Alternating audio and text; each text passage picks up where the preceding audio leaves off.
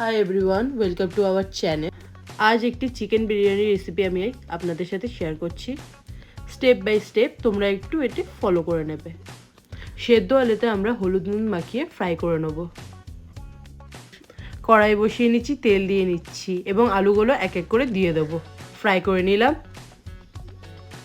এরপর জলটা গরম হয়ে গেছে বিরিয়ানির চালের জন্য, চালগুলো সব দিয়ে দিলাম। এরপর ফুটে যাবে, তারপর আমরা কিন্তু এটাকে ভালো মতো ঝরিয়ে নেবো। এরপর আমরা দুধের ভিতরে একটু গোলাপ জল, একটু ফুড কালার মিশিয়ে রেখে দেবো, যেটা আমাদের বিরিয়ানিতে দরকার পড়বে। এবার আমরা ফ্রাই করা আলুটা এক এক করে তুলে নেবো। এবার এই তেলেই আমরা পেঁয়াজগুলো ছেড়ে নেবো বেরেস্তা বানানোর জন্য। আমি ডিটেলসে এগুলো দেখিয়ে দিচ্ছি, তোমরা একটু ফলো করে নিও।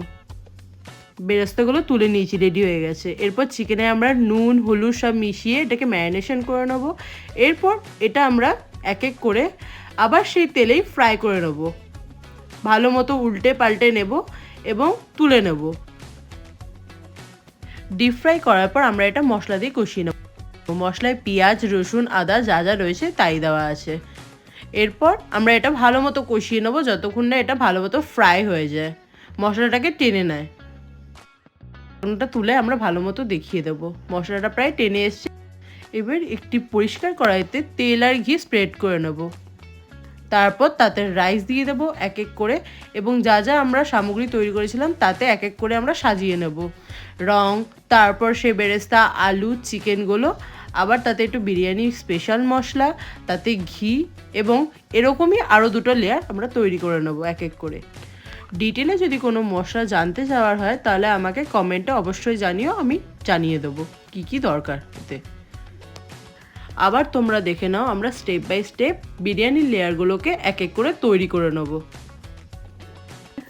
সো এটা আমাদের লাস্ট লেয়ার হচ্ছে, যা যা রয়েছে সবই দিয়ে দেবো। অলমোস্ট আমাদের প্রিপারেশন ডান। এবার এতে একটু সেন্ট দিয়ে দেবো বিরিয়ানির। তারপর এটা হালকা মাত্রায় দিতে হবে। তারপর আমরা ঢাকা দিয়ে এটা কিছু 20 মিনিটের জন্য ভাপে রেখে দেবো।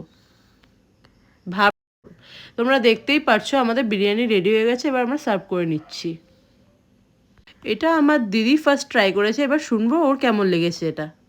ওয়েল, আমি যখন বিরিয়ানিটা ট্রাই করি আমি ভাবতেও পারিনি এতটা অ্যামেজিং হয়েছে। Thank you so much.